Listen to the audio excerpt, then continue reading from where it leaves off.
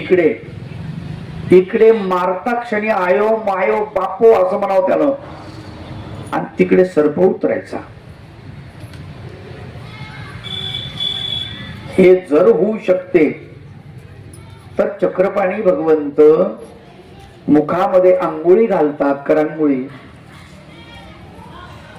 आणि कामाख्याची ती करांगोळी इकडे तळण करत असताना भाजलेली पोळलेली ती निवते, तर काय हरकत आहे?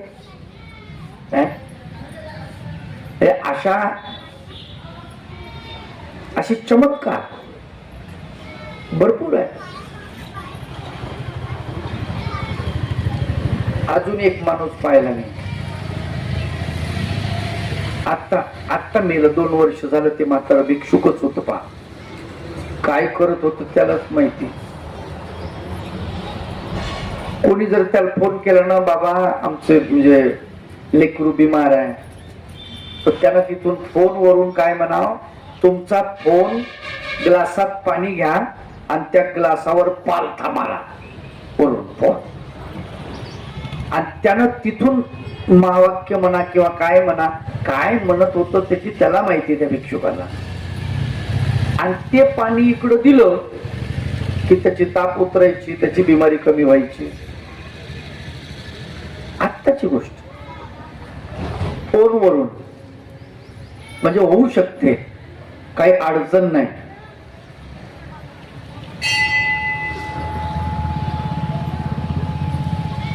अशा प्रकारे चक्रपाणी भगवंताची कीर्ती सगळीकडे पसरलेली आहे. श्रीमुखी टाकिली अंघोळी, नंतर पुंकर घातली, पाहुनी चकित झाली सर्व मंडळी. पुसू लागले महाजन, हे काय केले आपण, सांगावे याचे कारण विनवीत असो. तेव्हा बदले चक्रपाणी, कामाख्या नामे सुगरणी, तळण काढीत होती म्हणून पोळली ती. कावरुळी देशी राती, ती हठयोगाची जाणती, अत्यंत सांगितली माहिती महाजनासी. संदेह वाटला लोकांची, दिले पाठवून काशी, कामाख्याच्या गावासी पडतावया. होते तैसेची झाले, कामाख्याने मान्य केले, तिथे वार सांगितले अचूकपणे. तिथे जाऊन ज्या माणसानं चौकशी केली, त्या माणसाला कामाख्या नावाच्या त्या सुगरणीनं, त्या हठयोगिनीनं सगळं सांगितलं की बरोबर आहे, या दिवशी, या तिथीला, या नक्षत्रात, या वेळेला, या वारी माझ्या इथे मी तळण करत होती आणि माझी करंगोळी भाजली होती. अचानक भाजलेली करंगोळी, प्रचंड वेदना होत होती, मी हात झटकत होती, आणि त्याच वेळेस ती थंड झाली. कशी झाली हे मला माहित नाही, पण झाली. जणू मलम लावावा अशा प्रकारे मला ते वाटलं, अशी ती म्हणते. तिलाही वाटला नवलाव, म्हणे हा बलशाली देव, याचाही करू पराभव, हठयोग बळे. तिच्या डोक्यात वेगळंच. ती म्हणे अरे बाप, एवढं सामर्थ्य याच्याकडे, तितक्या दुरून माझी पोळलेली करंगोळी जर हा विझवतो, तर हठयोगाच्या माध्यमातून याचा मी पराभव करीन. हा जरा पॉवरफुल देव दिसतो म्हणे, बघतो याची सोय एका, असं म्हणून ती तयार झाली. अचलपूरची योगिनी, हे दुसरा मुद्दा दिलेला आहे की ती अचलपूरची होती कामाख्या. अचलपूर, एलिसपूर, आळसपूर. अचलपुराची योगिनी, तंत्र मार्गाची जोगिनी, तिला कळला चक्रपाणी समर्थ म्हणून. हा समर्थ आहे, प्रचंड ताकद आहे याच्यामध्ये, हे तिच्या लक्षात आलं आणि ती आलेली आहे. ते हठयोगाची सम्राज्ञी, महायोग मुद्रेची मर्मज्ञी, ब्रह्मचारी महाज्ञानी, कित्येक तिने भ्रष्टविले. ती हठयोगाची जाणती होती, सम्राज्ञी होती. हट्ट नावाचा योग आहे. आता हे काही एवढं विश्लेषण करून सांगण्याजोगं नाही, पण सांगावं लागतं. ती काही वेश्या नव्हती. बरेच लोक असं म्हणतात की ती वेश्या होती, वेश्या नव्हती. वेश्या म्हणजे देह विकणारी, तिला वेश्या म्हणतात. ही हठयोगाची सम्राज्ञी होती. हट्ट नावाचा जो योग आहे, त्या योगाचं आचरण करणारी ती योगिनी होती. हठयोग काय भानगड आहे?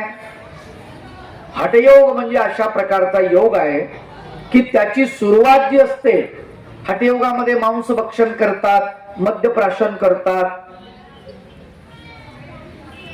स्त्री समागम पुरुष समागम करतात, त्या हठयोगाची ती क्रिया आहे. पण हे सगळं करत असताना मेंदू जाग्यावर राहायला पाहिजे, हा त्याचा मतितार्थ असतो.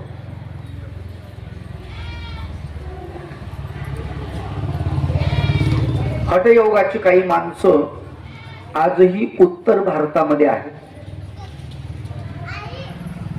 त्या हठयोगाच्या माणसाला एकानं प्रश्न विचारला पत्रकाराने की बा तुम्ही किती मद्यपान करू शकता. त्यानं सांगितलं असं तर काही सांगता येत नाही, पण 5 मिनिटं बसा, 5 मिनिटात मी उत्तर देतो. तो आतमध्ये गेला, मडक्यामध्ये दारू होती, मद्य होतं, 15 लिटर मद्य पिला, गोट गोट गोट गोट पाणी पिल्यासारखं. बाहेर आला, त्याच्याजवळ बसला, डोळे लाल नाही, काही नाही, शांत. तो प्रश्न विचारत होता, हा उत्तर देत होता. त्यामुळे तुम्हाला विचारलेल्या प्रश्नाचं उत्तर दिलं नाही, तुम्ही किती मद्यपान करू शकता, किती कळस केला. त्याने सांगितलं आत्ताच मी आतमध्ये गेलो होतो, 15 लिटर मद्य पिऊन आलोय, अजून ठिकाण्यावर आहे. लक्षात आलं का हठयोग कशाला म्हणतात. एवढं पिल्यानंतरही ज्याचं डोकं ठिकाण्यावर राहतं. इकडं तर आपल्या गल्लीमध्ये आपण पाहतो, अर्धी चपटी पितो माणूस आणि त्याला 20 फुटाचा रस्ता कमी पडतो. अर्ध्या चपटीत खंब्यावर जाऊन धडकतो आणि त्याला म्हणतो क्यू बे बीच में आया. म्हणजे इतकी त्याची भान हरपून जाते. कुत्र्याच्या अंगावर जाऊन पडतं तर कुत्र उठून पडतं. ते म्हणते याला जर चावले तर मलाच 15 इंजेक्शन घ्यावं लागल, त्याच्यापेक्षा एक जास्त. कुत्रे चावत नाही दारुड्याला, पाहतो कुत्र्याला कळतं, त्याच्याकडून आधी लागा. फक्त माणसालाच कळत नाही. इतकं मद्यपान केल्यानंतर सुद्धा त्याचं डोकं शांत आहे. डोकं शांत ठेवण्यासाठी वेगवेगळे डोकं बहेकतं का, डोकं बिघडतं का, हे प्रयोग करून पाहतात. ते डोकं बिघडलं समजतात, अजून आपली तयारी झाली नाही. अशाच प्रकारे ते मांस भक्षण करतात, अशाच प्रकारे स्त्री समागम करतात. आणि स्त्री समागम करत असताना स्त्री आणि पुरुष दोघेही त्याच पद्धतीचे असतात, हठयोगामधलेच असतात. एकामेकाला हरवण्याचा प्रयत्न करतात. त्याच्यामधून जो त्या स्त्रीपासून बाजूला झाला तो हरला, किंवा जी स्त्री त्या पुरुषापासून बाजूला झाली ती हरली. अशा प्रकारचा प्रघात होता हठयोगामध्ये. आणि ही कामाख्या हठयोगिनी होती, नुसती हठयोगिनी नाही, हठयोग शिकवणारी होती. अनेक स्त्रियांना तिने हठयोग शिकवला होता. सोपं काम नाहीये. आपल्याला वाटतं लई सोपं आहे ते, सगळ्यात खतरनाक, सगळ्यात बेकार. आणि तिला असं वाटलं की हा महापुरुष चक्रपाणी भगवंत आपल्या हठयोगाची परिपूर्तता करणारा दिसतो. आपण जर हरलो तर समजायचं आपल्यापेक्षा हा हठयोगामध्ये परिपूर्ण आहे.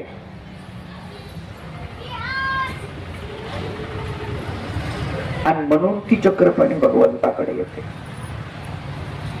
ती वेश्या होती हे चुकीचं आहे, कदाचित तुम्ही ऐकलं असेल तर.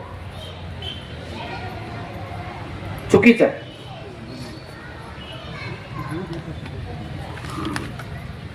महामुद्र योगाची पूर्णता करावया भ्रमे भारता, समर्थ पुरुष न मिळे दिगंता, तेने खिन्न झाली कुणीच तिच्या बरोबरीचा पुरुष तिला भेटत नव्हता आणि त्यामुळे ती खिन्न झाली होती मनामध्ये. ती मदनांगी विलासिनी, सजीव सौंदर्याची सौदामिनी, अखंड भारत फिरुणी स्वगावीच थांबिली. ती मदनांगी, मदनाची अंगी, सुंदर असणारी स्त्री, विलासिनी आणि सजीव सौंदर्य सौदामिनी. सौदामिनी म्हणजे वीज, जणू आकाशात चमकणारी वीज असं तिचं सौंदर्य होतं. अखंड भारत फिरून आली ती आणि आपल्याच गावाला थांबली, कारण हठयोगाची परिपूर्णता होणार नाही म्हणून आता गावीच ती थांबली होती. कामाख्याचे समर्थ बळ, महाराष्ट्री असे दुर्बळ, म्हणून तिचे आत्मबळ गेले वाढोनी. या कामाख्याचे सामर्थ्य बळ जे आहे महाराष्ट्रामध्ये दुर्मिळ होतं, भेटत नव्हतं. महाराष्ट्रात तर कोणीच नव्हता तिची बरोबरी करणारा आणि म्हणून तिचे आत्मबळ वाढून गेले होते. लोक इंद्रियाच्या अधीन, इंद्रिय योग्याच्या स्वाधीन, हठयोगाची पूर्ण जाण होती ती जला. लोक इंद्रियाच्या अधीन आहेत. आपल्याला थोडाही संयम नाही आहे. नाकात भज्याचा वास आला, जिभेला पाणी सुटते. आहे का संयम? नाही. अवघड आहे. पण तिच्यामध्ये संयम आहे प्रचंड.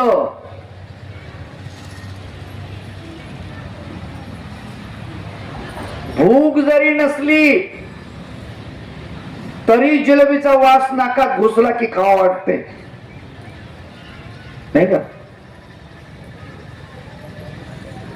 घरून जेवण करून निघतो की नाही आपण, मग अचलपूरला गेले किंवा अंजनगावला गेले किंवा अमरावतीला गेले, नाही जरासा नाश्ता करावा म्हणतो, काहून? करून तसंच निघाला काय? घरी जेवण करून निघालो होतो, मग आता पोटात जर टाकलेलं आहे, जेवण करून निघाला होता, आता इथं काय कशासाठी? नाही, थोडी इच्छा झाली. इच्छा तर कशाची होईल माणसाला, नाही? माणसाचं मन विचित्र आहे. एका घरी एक बाई जात होतो, पूर्वीच्या बाया दळण दळायच्या जात्यावर. मग शेजारची एक बाई आली, लेकरूवाळी बाई आली, लेकरू घेऊन आली, दळण दळायला लागली. इतक्यात तिच्या लेकरानं शी केली. शिकेला, माय म्हणे माझ्या मालकाचा येण्याचा वेळ झाला आणि तू म्हणे लवकर जाय बाई पटकन आणि लेकराला घेऊन जाय. म्हणजे शी म्हणे मी करते बरोबर. आता ती शी काढून टाकायला वेळ नव्हता, त्याची यायची वेळ झाली होती. तिने धरलं टोपलं, त्याच्यावर पालथं घातलं. मालक आला, पाठ टाकला, जेवायला बसला. पाठ जेवण सुरू झालं. चटणी कुठे आहे? ती चटणी आणली. पापड कुठे आहे? पापड आणला. लोणचं? लोणचं. लाडू संपले का? आहेत ना म्हणे. लाडू आणले. सगळं वाढलं, सगळं वाढलं. मग आता तिला माहितच होते हे लय ताण देत, तर याचा ताणच आहे. काय आणू म्हणे आता? ती बी वैतागलं. गु आण म्हणे. गु आहे, चिंता करू नका. लगेच टोपलं उचल. एवढे पदार्थ असून तुमची वासना जर तिकडे गेली तर मग त्याला काय करता?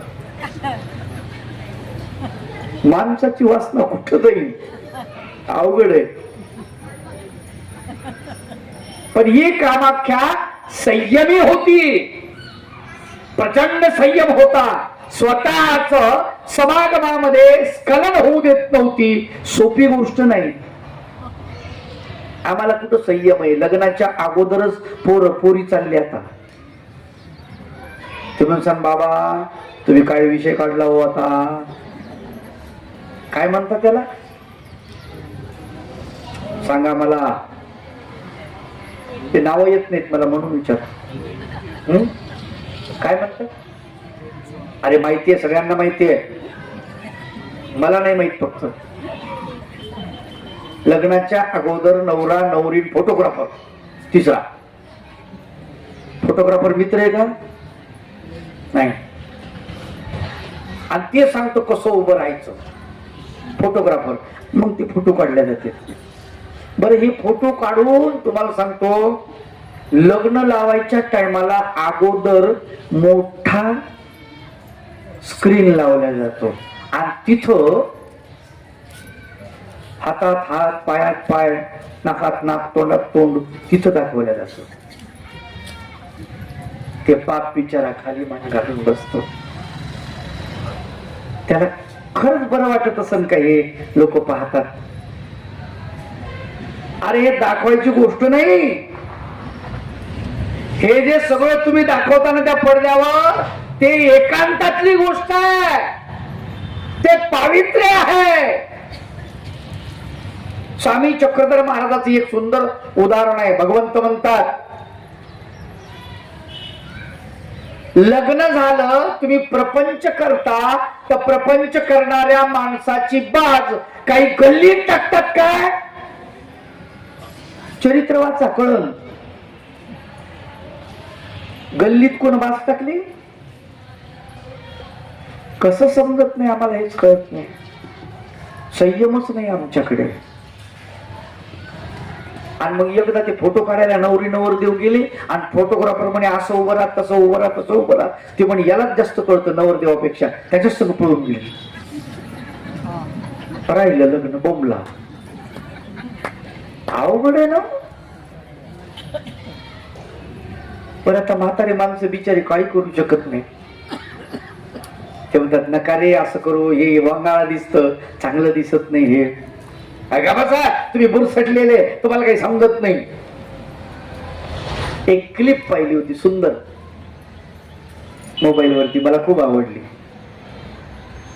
त्या क्लिप मध्ये एक आजोबा आपल्या नातीला मोबाईल आणून देतात 2 लाखाचा. पण दुसऱ्या दिवशी तो मोबाईल जो आहे, त्या मोबाईलला ती पोरगी कव्हर आणते. मग आजोबा म्हणतात, बेटा एक कव्हर किती रुपयाचं आहे? 100-150 रुपयाचं, 500 रुपयाचं असेल म्हणे. मोबाईल 2 लाखाचा आहे, काय केलं बेटा तू? 200 रुपयाचं कव्हर आणून ते मोबाईल दाखवून टाकला. पण तू मोबाईल 2 लाखाचा आहे कळत बी नाही. पोरीनं काय उत्तर द्या? म्हणे बाबा 2 लाखाचा मोबाईल आहे, तो फुटला बिटला तर त्यावर कव्हर चांगलं पाहिजे ना. म्हणे बाई हे जर तुला कळते तर तुझ्या अंगावर जे कपडे आहे ते कपडे किती रुपयाचे आहे आणि तुझं शरीर किती मोलाचं आहे, शरीराबद्दल तुला का कळत नाही? मोबाईल उघडा नाही पडला पाहिजे ही तुला काळजी आहे, शरीर उघड का टाकते याची तुला काळजी नाही. पोरीला कळलं, आजोबा बरोबर बोलताय तुम्ही, लाख मोलाचं शरीर आहे, हे लोकांना दाखवण्यासाठी नाही. भगवंतानं आपल्याला दिलं सुंदर शरीर आहे, एकाच माणसाला दाखवण्यासाठी असते, ते त्याचाच हक्क असतो, त्यालाच दाखवायला पाहिजे, कुणालाही दाखवू नका. शरीराचा कौतुक करणारा एकच प्राणी असतो जगामध्ये, तो म्हणजे पती. आलं का लक्षात? त्यालाच दाखवण्यासाठी आहे. पण आम्हाला कळत नाही माय बापू. पहा तुम्ही, घरामध्ये आमचे केस डालं असतो विस्कटलेले, घरामध्ये जरशा काही सारखं दिसतो आपण. अचलपूर जायचं म्हणलं तयारी सगळी, कोणाला दाखवायचंय आपल्याला तेच कळत नाही. ज्याला दाखवायचंय ते घरी पडलंय बोंबलं, दुसऱ्याच माणसाला दाखवायला चाललो आपण. ज्याला दाखवण्याची गरज नाही त्यांना दाखवायला चाललो. हे आपल्याला जरा विचित्र नाही का वाटत? नाही, तुम्हाला काय करायचं ते करा, मी काही म्हणणार नाही, पण एक गोष्ट समजून सांगतोय. कामाख्या हाट योगी नाही, पण ती संयमी आहे, लक्षात घ्या. प्रचंड संयम आहे तिच्यामध्ये. लोक इंद्रियाच्या अधीन, इंद्रिय योग्याच्या स्वाधीन, हठयोगाची पूर्ण जाण होती तिजला. लोक इंद्रियाच्या अधीन आहे, आपण डोळ्याच्या अधीन आहे, नाकाच्या अधीन आहे, कानाच्या अधीन आहे, आपण जिभेच्या अधीन आहे, आपण एकामेकाच्या अधीन आहे, इंद्रियाच्या अधीन आहे, पदार्थाच्या अधीन आहे. पदार्थ गुलाबजामुन दिसला, काही लोक म्हणतात गुलाबजामुन दिसला का दमच निघत नाही. मरशील ना बाप्पा, शुगर आहे ना. ते म्हणते मेलो तर मेलो, गुलाबजामुनच खाऊन गेली. काय व्हायचं ते होईल, मातीत जाऊ, भंड पडो, आता तर खाऊन घेऊ. आहे की नाही? संयम नाही. कळते, डॉक्टरनं सांगितलं की हे खाल्ल्यानंतर तुम्ही मरणार.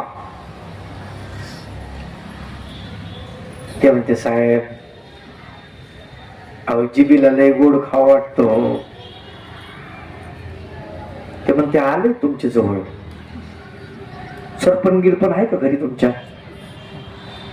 नाही, पुढे पावसाळा आहे म्हणून म्हणतो सरपण आणून ठेवा, किंवा खड्डा खुड्डा खोदून ठेवा, जीसीपीला सांगून ठेवा, लवकर जाणार आहेत तुम्ही. डॉक्टर म्हणतो ते खोटं नाही, कारण आमच्याकडे संयम नावाचा भाग नाही. सामान्य जनाची स्थिती मैथून समयी पतित होती, स्खलन होता सुख स्थिती जाय निगोनी. संसारामध्ये संसार करताना प्रपंचाच्या काही घटना असतात, काही लिमिट असतात, काही समय असतो. पती पत्नीचा मिलन झाल्यानंतर काही सेकंदात दोघही दूर होतात, कारण त्याच्यातलं सुख संपलेलं असतं. हठयोगामध्ये हे संपत नाही, ही हठयोगाची विशेषता असते, म्हणून त्याला हठकाळ म्हणतात. दीर्घकाळ सुख स्वाधीन, हठयोगाचे महिमान, सुख क्षणी करी स्तंभन. दीर्घकाळ सुख स्वाधीन राहे विषयाच्या, विषयाच्या स्वाधीन तो माणूस किंवा ती स्त्री दीर्घ काळ राहतो. हे हठयोगाची महिमा आहे. म्हणून त्याला हट्ट म्हणजे स्वतःला दाबून धरणे, स्वतःला स्तंभित करणे, स्वतःला थांबवणे सुखाच्या स्थितीमध्ये. जसं उदाहरणार्थ तुम्ही गुलाबजामुन घेतला, जिभेवरती टाकला, मजा वाटायली. काय वाटायली? मजा वाटायली. गुलाबजामुनची गोडी लागली. मग आता ही गोडी किती वेळ राहणार आहे? गुलाबजामुन पड जिभीकडे गेला, कुणकडं? गळ्याकडं, की तुमचं जिभेचं सुख संपलं. इथंच ठेवा.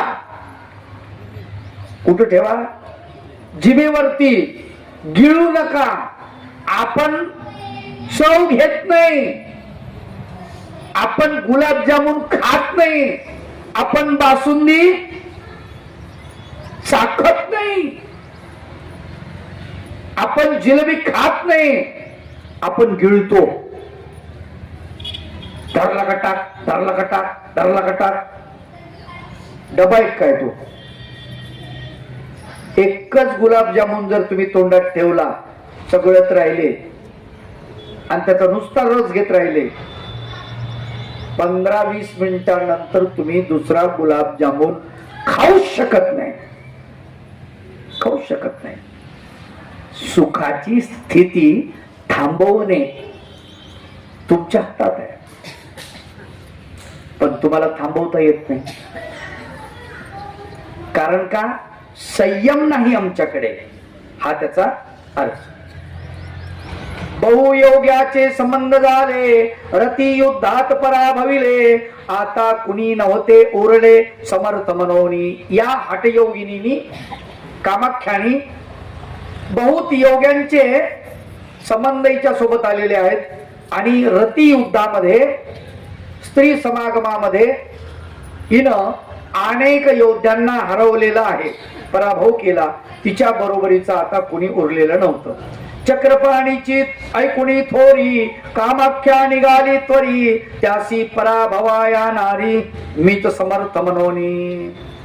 चक्रपाणी भगवंताची थोरी ऐकली, महिमा ऐकली आणि कामाख्या त्वरी किंवा सत्वरी निघाली. कुठून? अचलपूरवरून. कशासाठी?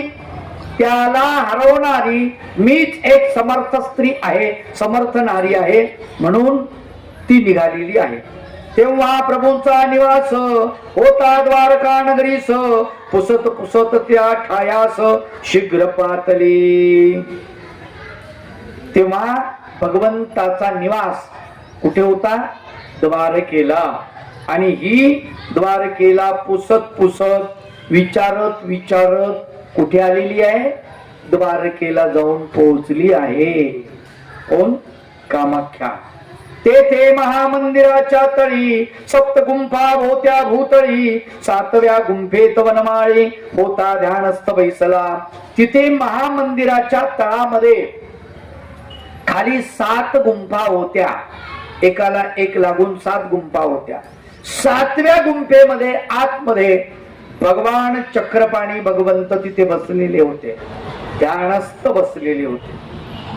कैसा बैसला सर्वेश्वर जैसा निश्चल गिरीवर, त्यासी त्याच्या श्रीमुखमंडलावर कोटी लावण्य तळपले.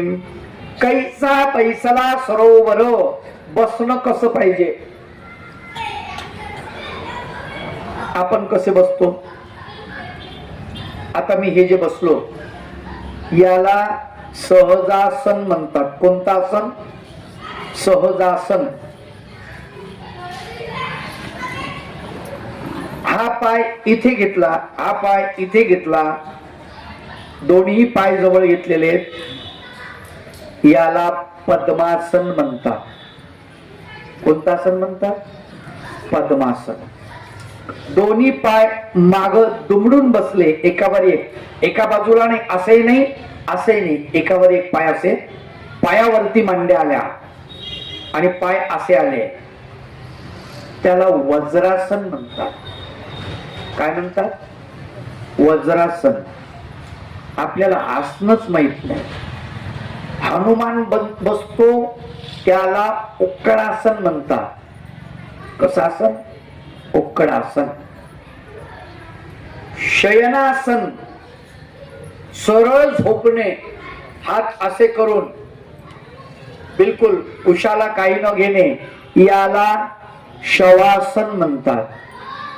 सोपे सोपे साधे साधे आसन आहे, हे सुद्धा आपल्याला माहित नाही. आपलं बसण्याचं तंत्र जे आहे हे बरोबर नाही. सहजासनात बसलो आपण तरी आपण कसं बसलं पाहिजे? बसताना आपल्या मणक्याचे जे भाग आहे, ज्याला मणके म्हणतात पाठीचे, माकड हाडापासून इथे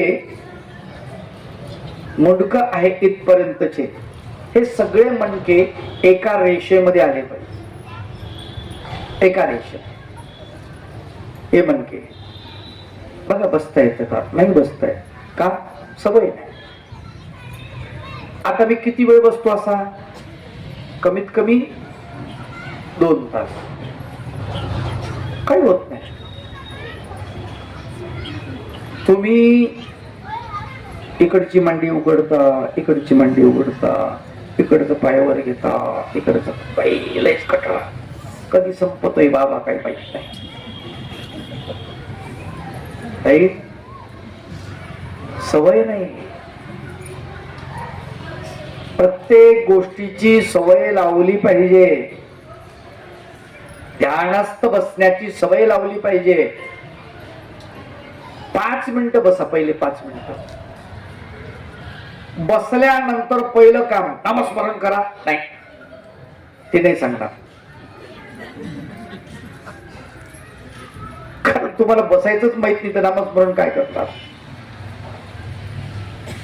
मग हे 2 बोट आहेत की नाही, असे असे चिटकवा.